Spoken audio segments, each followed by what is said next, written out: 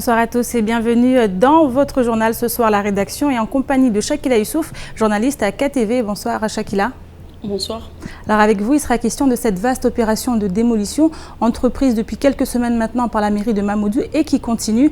Une opération qui vise à lutter contre l'habitat indigne. On en parle avec vous, mais d'abord voici les titres de ce vendredi 11 décembre. Les réserves en eau sont toujours au plus bas sur le département. Une situation inquiétante car les pluies de ces derniers jours ne tombent pas suffisamment dans les zones où se trouvent les retenues collinaires. Toutes les explications dans votre journal. La CGPME s'est fendue d'un communiqué hier pour dénoncer ce qu'il considère comme une situation de monopole dans le marché des litchis à Mayotte. Actuellement, de nombreux containers sont bloqués au port de Longoni ainsi qu'à Majinga, tandis que les revendeurs montent au créneau.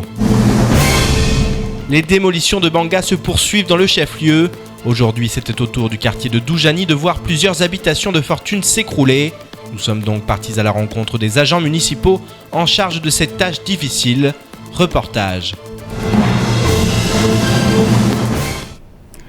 Chaque jour qui passe, les réserves d'eau s'amenuisent sur le département. Une situation qui a donné lieu à un arrêté de restriction concernant les usages de l'eau et qui ne peut être résolu que s'il se remet à pleuvoir. Pourtant, une grande partie de la population ne semble pas avoir conscience de la situation préoccupante qui frappe le département. Et pour nous en rendre compte, nous sommes allés auprès des administrés pour connaître leur avis sur la question. Un sujet signé Chakila Youssouf et Pierre Bellucci et également Leslie Limné. Médias comme autorités ne cessent de le répéter. Le département vit actuellement grâce à de faibles réserves d'eau potable. Si la pluie tombe depuis quelques jours, les zones permettant de remplir les réserves ne sont que peu concernées, comme nous l'explique le DGS du Siam. Aujourd'hui, nous avons eu quelques pluies qui nous ont permis donc de remonter un peu donc les niveaux. Donc, c'est-à-dire que la situation aujourd'hui est à peu près la même que celle qu'il y a 3 semaines. Donc, on peut espérer passer, je dirais, encore tout le mois de décembre. Donc, ça, bien évidemment, avec les consommations d'eau qui doivent diminuer. Car comme l'a dit le préfet, comme vous savez, vous avez vu passer l'arrêté préfectoral. Donc il faut bien évidemment donc, faire des économies, éviter de gaspiller l'eau, éviter de laver les voitures, comme donc cet arrêté le dit. Donc si tout le monde met un peu de bonne volonté, on arrivera très probablement donc, à diminuer donc, les mises en production, car il faut savoir aujourd'hui que les consommations n'arrêtent pas d'augmenter. Sans être critique, la situation est préoccupante. Il ne reste que 3 semaines avant une éventuelle pénurie et la mise en place de mesures d'urgence comme la venue éventuelle d'un tanker rempli d'eau. Mais pour le moment, du côté de la population, la conscience du problème n'est pas forcément au rendez-vous. Quand on fait la prière, il faut que tu te nettoies, que tu sois propre pour aller faire la prière. Il faut que tu as toujours il y a de l'eau pour ta vie, quoi. On ne peut pas vivre sans l'eau. Et vous avez vu, il y a un arrêté qui est sorti pour que les gens fassent attention. Non, j'ai pas vu l'arrêté. C'est ça le problème. On va faire attention, comme ça, pour diminuer. Je vais dire à ma femme de ménage, comme ça, on diminue l'eau. De toute façon, moi, je n'ai jamais pris de l'eau pour laver ma voiture. Je prends le chiffon, je nettoie ma voiture, comme sinon, ça. Vous allez à la ravine, non, je ne vais pas là-bas souvent.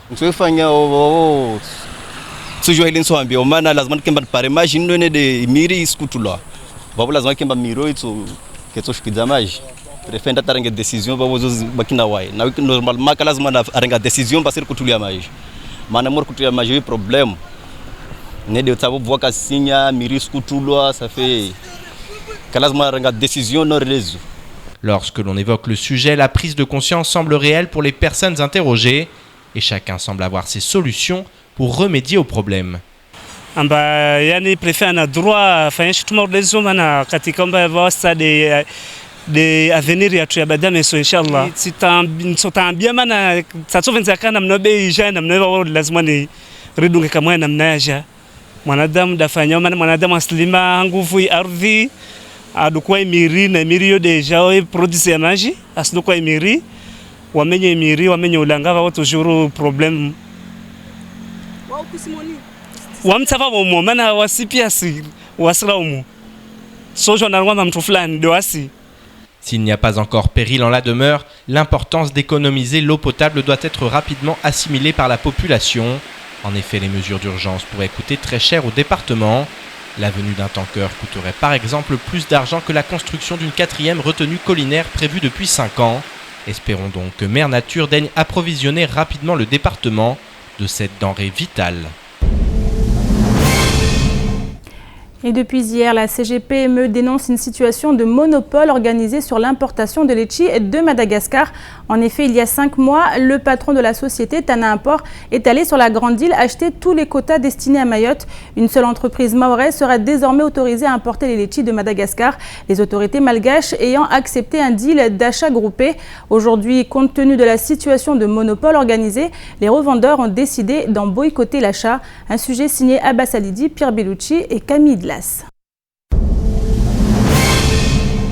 Exclusivité territoriale, monopole, vie chère, notre organisation s'insurge. C'est en ces termes que la CGPME dénonce une situation de monopole organisé sur l'importation des litchis de Madagascar. L'organisation vient en effet d'être saisie dans l'urgence par ses adhérents importateurs de litchis à Mayotte. Ces derniers risquent de fermer boutique de par le manque à gagner et les pertes occasionnées par une situation de monopole mise en place récemment à Mayotte. Ce monsieur est allé à Madagascar voir un groupement de producteurs de litchi et il leur a proposé d'augmenter les prix de 40%. En contrepartie, ceux-ci lui donnaient l'exclusivité. Et ce qui a marché d'ailleurs parce que certains importateurs qui se sont fournis chez les membres de ce fameux groupement ont vu le marchandise être bloqué au port de Majinga. Et ce qui représente un énorme préjudice parce que là on parle de 50 à 100 000 euros de la valeur de marchandises achetées aujourd'hui.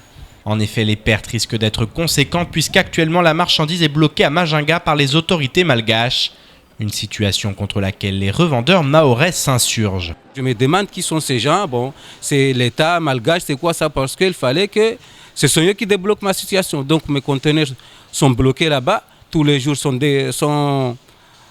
mis à la douane, ils sont branchés au courant. Tous les jours, je dois payer 140 € par jour. Donc imaginez, depuis ils sont là. Je les ai laissés là-bas, je suis arrivé à Mayotte, alors que je pensais que ça va profiter aux Mahorais, parce que j'avais pensé vendre moins cher, comme d'habitude. L'année précédente, on avait vendu à 1,50 € le kilo de litchi. Donc cette année, je ne sais pas combien ça va être, mais je vous fais part de mes propositions que j'étais parti pour acheter ces litchis et vendre aux Mahorais moins cher.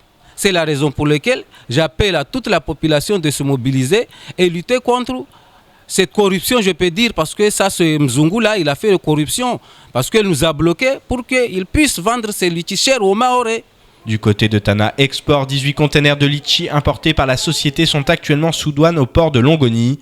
Ces fruits destinés au marché mahorais sont disponibles pour les revendeurs, mais en payant le traitement et les douanes, les fruits ne peuvent évidemment plus être cédés à 3 € le kilo comme avant.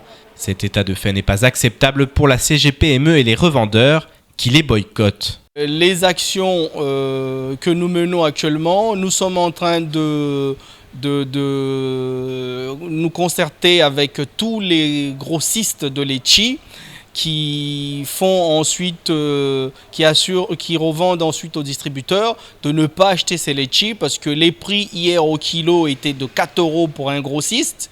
Aujourd'hui, ils ont été baissés, ils sont à 3 € pour un grossiste, alors que le prix de 3 €, c'est le prix qu'on avait l'année dernière dans les grandes surfaces. Dans le commerce, c'est ce qu'on payait, c'est ce que le consommateur mahorais payait. Aujourd'hui, si on les sort pour un grossiste à 3 €, donc elles seront revendues pour le particulier à 6 ou 7 €. Et ça, ce n'est pas acceptable. La situation est très complexe et le problème risque de coûter très cher aux uns et aux autres, à moins qu'un arbitre s'en mêle comme cela aurait dû probablement être le cas au préalable. Direction maintenant la place de la République à Mamoudzou. Vers 18 h, en effet, l'association Hip Hop Evolution a organisé un show avec entre autres le groupe Lil Styles, lauréat du meilleur show à l'échelle nationale. Ce premier spectacle qui intervient quelques semaines après le début de la saison a réuni une foule conséquente et très enthousiaste. Nous étions sur place il y a quelques minutes afin de prendre le ton de cet événement populaire. Écoutons l'interview du président de l'association Hip Hop Evolution au micro de Pierre Bellucci.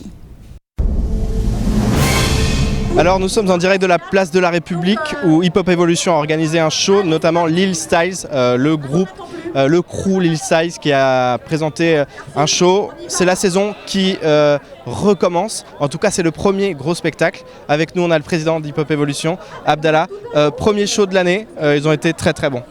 Ah, c'était du lourd, effectivement, c'était très très bon parce que ça, il y a encore des émotions. Ce que j'ai vécu en mai 2015, je l'ai revécu encore là tout à l'heure. Donc quand j'ai pris la parole, tellement il y a eu des choses beaux et magnifiques à Métropole que j'ai encore regardé tout ça avec moi, j'ai encore les images et encore le revivre là ce soir-là avec le public mahorais, c'est énorme, c'est énorme. Justement, c'est quoi maintenant l'objectif? Ils ont déjà gagné le meilleur show, ils s'améliorent d'année en année. Là, c'est quoi les objectifs que vous fixez pour l'année prochaine, enfin pour en tout cas cette année? Après, ça va être difficile aujourd'hui de donner des objectifs dans le sens où l'association travaille avec tous les danseurs de Lille. Donc, mais me concernant moi, personnellement, c'est de gagner ce championnat au national. Donc, ça soit avec Lil Style ou avec un autre crew, mon idée c'est le gagner. Donc, je vais tout miser pour que les 2-3 ans à venir, voilà, c'est ça aussi, c'est gagner ce championnat parce qu'on a du talent, on a du niveau et je suis persuadé qu'en mettant encore un peu plus de moyens financiers, parce que voilà, il y a des gens à faire venir, il y a encore du gros travail à faire. Mais je suis persuadé qu'on y arrivera. On l'a vu en mai et là aujourd'hui il ne nous reste pas grand chose. Et donc moi je suis persuadé dans les 2-3 ans à venir, on gagnera ce championnat. Justement là l'objectif, est-ce que c'est pas que d'autres groupes atteignent le niveau du crew Lil Style? C'est un peu ça? Oui, c'est un peu ça, c'est aussi de mettre un peu niveau à plus ou moins tout le monde. Après voilà, il y a des générations qui montent encore. Donc, mais voilà, il y a des générations qui ont commencé en même temps que Lil Style. C'est aussi remonter aussi ce niveau-là, arriver au stade de Lil Style. Parce que aussi nous, on a aussi l'océan Indien. Il y a des b-boys partout dans l'océan Indien. Mais l'idée aussi, c'est de faire de Mayotte l'île de la danse hip-hop de l'océan Indien. Et là-dessus, moi, je suis persuadé aussi parce que quand je vois en 2009, quand je suis arrivé à Mayotte, quand on partait à La Réunion, les raclés qu'on prenait à La Réunion, ou quand les Malgaches ils arrivaient à La Réunion, ou les Mauriciens à Afrique du Sud, aujourd'hui j'ai envie de dire, Battle il est ouvert. Là, c'est peut-être pas le moment maintenant, mais il va y avoir un battle international sur Mayotte. Et voilà, on va affronter des danseurs de l'océan Indien, les meilleurs danseurs mondiaux, internationaux. Voilà, là aussi, j'ouvre le champ à mes danseurs de montrer aussi que aujourd'hui c'est des danseurs mahorais, mais demain on aimerait qu'ils soient des danseurs professionnels tout court. Merci beaucoup Abdallah, et on va suivre bien sûr avec beaucoup d'intérêt cette nouvelle saison de Hip Hop Evolution qui débute. Je vous propose maintenant de faire un petit tour d'horizon du reste de l'actualité de ce vendredi 11 décembre. C'est tout de suite dans l'actualité en bref. Fin 2014, la première communauté de communes rassemblant Dzaoudzi, l'Abattoir et Pamandzi naissait en Petite Terre. Dans cet esprit, la préfecture annonçait en juin dernier la création de 4 communautés de communes et d'une communauté d'agglomération en Grande Terre, véritable outil du développement local.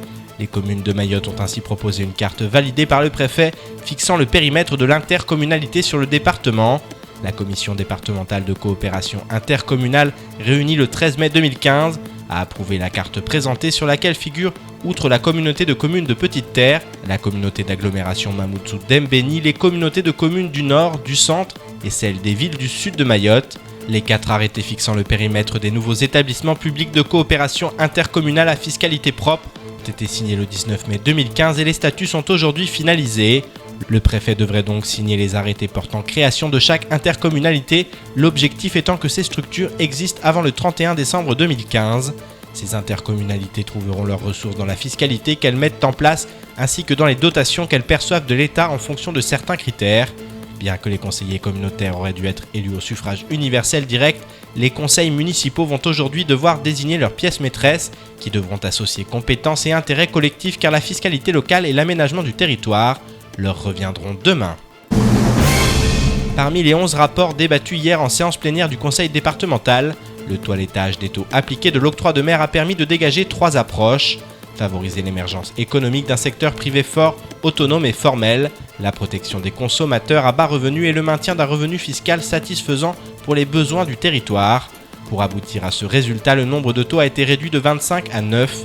Le spectre des exonérations a également été modifié et touche désormais le tourisme, l'industrie hors BTP, l'artisanat, l'agriculture, l'agroalimentaire, la pêche et l'aquaculture. Le conseil départemental ne s'arrête pas là et mettra en place des actions de vérification des prix tous les trimestres, et ce pendant 2 ans, afin de contrôler la baisse effective des prix lorsque le taux a été infléchi. Ces points n'ont pas ou peu été discutés, ce qui n'a pas été le cas de la répartition département-commune des recettes. En effet, si l'ordonnance du 19 septembre 2013 prévoyait un montant estimatif de l'octroi de mer sur la base des recettes en 2012 et fixait le revenu du conseil départemental à hauteur de 35%, un amendement au projet de loi de finances 2014 avait changé les règles, préférant abonder les caisses des communes. L'amendement PLF 2015 d'Aboubacar a donc fixé le niveau de revenu du conseil départemental, alors que la loi prévoyait un versement dynamique en fonction de la consommation. À ce titre, les élus émettront une nouvelle proposition de répartition de l'octroi à hauteur de 45% pour le département et de 55% pour les communes. Et selon les calculs, tout le monde sera gagnant si le dynamisme de l'octroi de mer n'est pas limité par des plafonds. Le projet du stade de Cavani, dont le financement était compromis en raison des retards pris, avait suscité une réaction du président du conseil départemental, Sabahattin Ibrahim Ramadani. Depuis plusieurs mois, pour ne pas dire plusieurs années, la situation laissait penser que le stade de Cavani resterait le terrain vague qu'il est devenu. Mais selon les dernières informations, le 15 janvier 2016 ne sera pas un jour comme les autres, puisque le conseil départemental posera enfin la première pierre du futur complexe sportif de Cavani. En effet, le contrôle de légalité de la préfecture a validé les marchés. Il s'agit là d'une excellente nouvelle lorsque l'on connaît le passif de ce projet de construction. Mayotte pourrait enfin jouir d'un stade digne de ce nom dans les prochaines années. A noter également que lors de la séance plénière qui s'est tenue hier, l'intervention du président de la commission sport et culture a interpellé. Il a en effet dévoilé le plan des réalisations prévues pour la mandature en cours, ainsi 4 dojos, 6 gymnases, une piscine olympique, des plateaux, la remise aux normes de l'existant et la construction d'une salle de spectacle de 6000 personnes seraient prévues. Autant de projets très ambitieux compte tenu des difficultés financières du département. Affaire à suivre. Après la démolition des bangas en construction sur les hauteurs de Kaweni, la police municipale et ses techniciens étaient ce matin dans les hauteurs de Doujani, toujours dans le cadre de la première phase de démolition des foyers précaires et construits sur zone à risque. Les agents de la mairie y consacrent tout leur temps et leur énergie. Chassés d'autres villages, des dizaines de familles issues de l'immigration viennent en nombre dans le chef-lieu pour se construire un abri de fortune. L'objectif pour la mairie dans l'avenir est de démolir l'ensemble des bangas, alors qu'à ce jour, aucune structure d'hébergement d'urgence n'existe à Mayotte pour accueillir ces familles. Reportage Shakila Issouf et Leslie Vimné.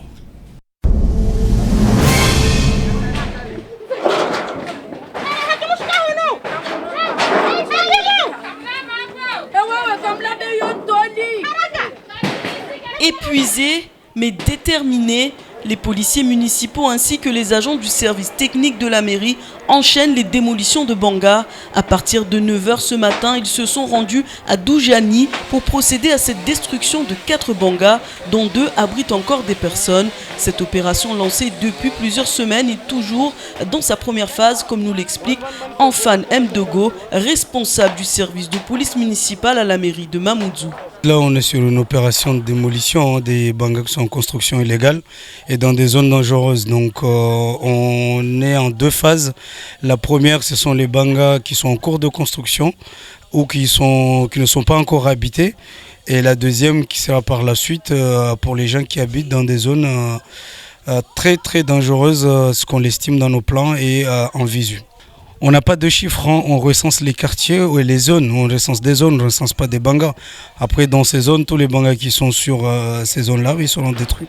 Ici à Kaweni, une dizaine de personnes, femmes et enfants confondus, ont dormi à la Belle Étoile, près des feuilles de tôle et chevrons à Doujani. Ces femmes venaient juste de s'installer dans leur banga. Elles vont devoir trouver un autre abri pour la nuit. Et même si ces familles refusent de s'exprimer face à la caméra, comme à Kaweni hier, elles expliquent n'avoir nulle part où aller et ne peuvent louer un logement digne de ce nom. Mais ces policiers et agents de mairie expliquent être dans une phase d'action et non de prévention. On comprend les désarrois de tous les administrés de la commune. C'est pour ça qu'aujourd'hui on mène ce combat-là. C'est un travail de longue haleine pour tous les recensements, les zones qui ont été faits. On le connaît, les gens ils attendent de nous qu'on agisse. Là on n'est plus dans la phase de prévenir les gens, on est dans la phase d'action. Donc il est étendu sur tout le territoire communal, de Kawini jusqu'à Tsunzu. Il n'y a pas le feu, c'est pas encore une zone de guerre.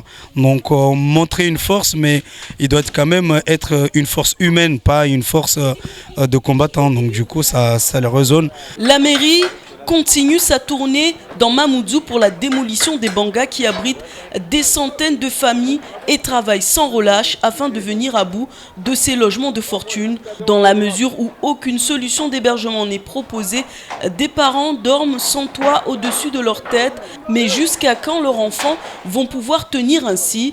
Si certains pensent demander l'hospitalité à la mosquée, d'autres comptent sur leurs familles qui louent des logements en dur. Car dès la semaine prochaine, les équipes de la mairie vont reprendre leurs tronçonneuses et leurs marteaux pour finir de démolir d'autres bangas.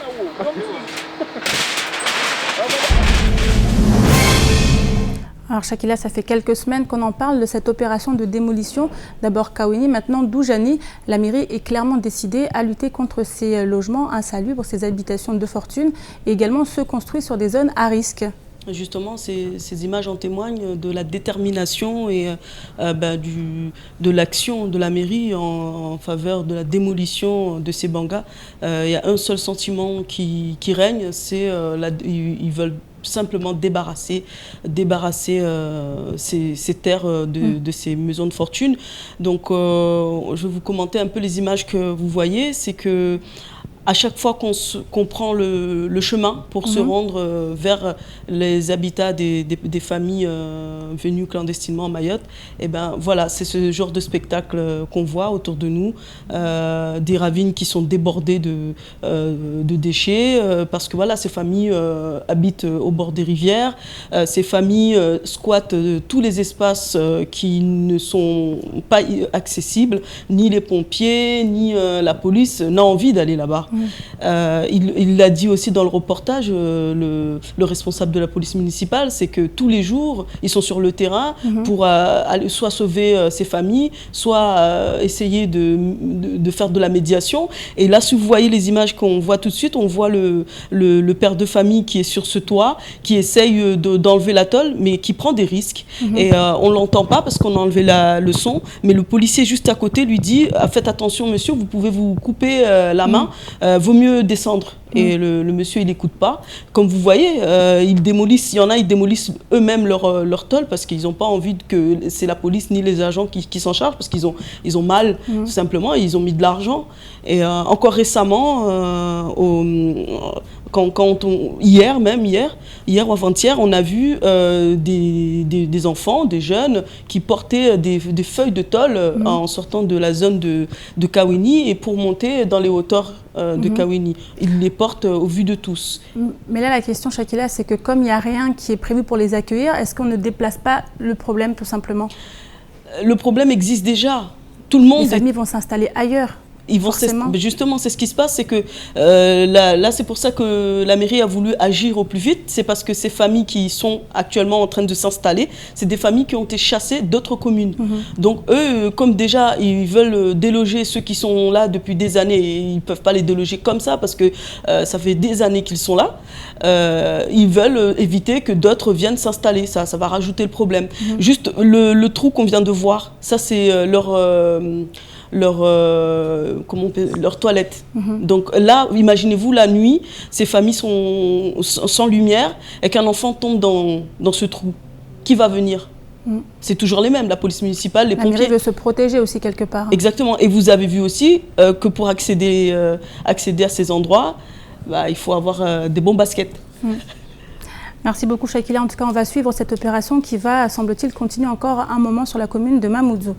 Et tout autre sujet maintenant, celui des problématiques liées à la route. Et pour en parler avec nous, Mikidadi Hassani, président de la DUR, association des usagers de la route, qui vient de nous rejoindre. Bonsoir.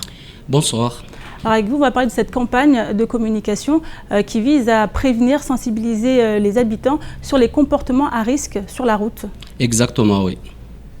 Donc justement, en fait, comme chaque année, la sensibilisation ne s'arrête pas au niveau sécurité routière, mais on essaye que chaque année, on ait des thématiques de manière à pouvoir ancrer le système sécurité routière dans le comportement de tout le monde. Comme nous disons tout le temps que la sécurité routière, c'est l'affaire de tout le monde, c'est pas l'affaire d'une association ou de l'État ou des communes, mais c'est l'affaire de tout le monde. En essayant de passer ce genre de message, nous pensons que le comportement pourra être amélioré à chacun d'entre nous. Alors ça vise tout le monde, on a vu des enfants, on a vu des personnes plus ou moins âgées, d'un certain âge, des jeunes, donc tout le monde est concerné et doit se sentir concerné. Est-ce que c'est le cas actuellement ? Actuellement, en fait, on a l'impression qu'il y a certaines personnes qui sont concernées, mais d'autres qui pensent qu'ils sont invulnérables sur les routes. Parce que très souvent, nous voyons à la sortie des écoles, les jeunes aujourd'hui ne font pas du tout attention. Ce sont les automobilistes qui doivent faire attention à ces écoliers. Et ça, c'est un grand problème qu'il faudrait vraiment faire des actions au niveau des écoles pour pouvoir changer les comportements des jeunes. Surtout, très souvent, on les trouve avec les casques en train d'écouter des musiques. Ils n'entendent pas du tout qu'ils sont sur la route, ils n'entendent pas ce qui arrive. Et ça aussi, c'est très dangereux. Alors on a vu, les messages sont quand même assez directs. Si tu ne comptes pas sur ta vie, oublie ta vie, des messages de ce type. C'est vraiment pour montrer la gravité de certains comportements ? Tout à fait. Mais nous, au niveau des usagers de la route, nous trouvons qu'à Mayotte, au niveau du passage de l'information, nous trouvons qu'on n'est pas suffisamment choc. Je pense qu'il faut pouvoir choquer suffisamment pour que ça change dans nos têtes. À mon avis, on n'est pas suffisamment, on passe pas suffisamment des messages chocs.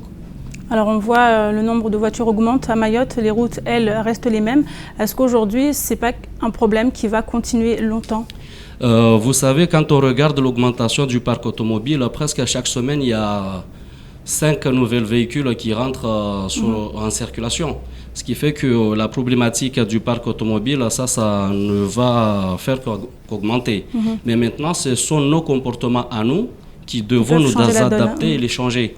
Là, nous pensons aussi qu'au niveau du passage de l'information, en début de période pluvieuse, la chaussée qui est glissante, les arbres qui ne sont pas élagués et pas mal de problématiques qui se rajoutent en plus de nos comportements. Ce qui fait que cette période-là, c'est assez très dangereux. Comme par exemple, quand je montais ici, quand je venais, il y a eu un accident à Wongojou. Ce qui fait que chaque jour, il y a des accidents sur nos routes. Même si on n'en parle pas, mais il faut savoir que chaque jour, il y a des accidents. Actuellement, il faut savoir que nous sommes à 7 morts sur les routes. L'année dernière, on était à 8. Et là, l'année n'est pas encore finie, il reste la période des fêtes. Je pense que les gens vont pouvoir faire plus attention. Penser qu'en période des fêtes, il faudrait avoir celui qu'on appelle le SAM. Celui qui conduit, c'est celui qui ne boit pas. Parce que pour faire la fête, il faut bien partir en bon état et rentrer aussi en bon état. Si on a déjà 7 morts actuellement, on espère que ça ne va pas augmenter d'ici la fin de l'année, mais la prudence doit être vraiment de mise. Merci beaucoup Mikidadi Hassani. Je rappelle que vous êtes le président de l'ADUR, l'association des usagers de la route. Et c'est la fin de cette édition. Merci à vous de l'avoir suivi. Une édition rediffusée sur notre site l'infocoesie.fr et sur OM5. Dans quelques instants, retrouvez Ornella Périne pour la météo. À suivre juste après l'invité du temps de parole, Michel Jousset, DGS du SIAM. Il était ce matin au micro de Patrick Mian. Et demain, samedi et dimanche à 19h, ne ratez pas votre magazine, les rendez-vous de l'info. Excellente fin de semaine à vous sur KTV.